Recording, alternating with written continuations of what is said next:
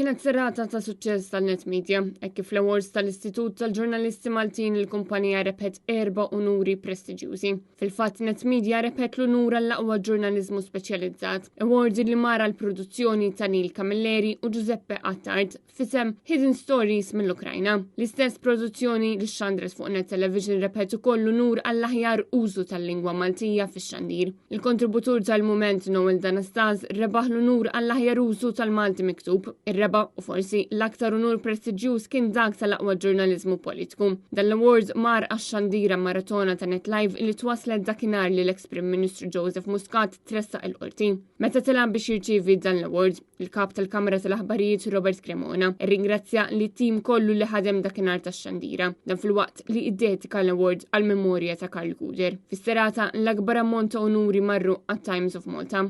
TVM1 ma rebħu ebda award. Intant f'diskors tal-okkażjoni il-President tal-IGM Matthew Xwireb insista li issa ilna wis nistennew il-White Paper dwar il-medja li jiġi li l-Gvern qed ikaxkar saqajh dwarha. Dan fil-waqt li l-President Spiteri De Bono insistiet li l-medja għandha tassew tkun ir-raba pilastru tad-demokrazija.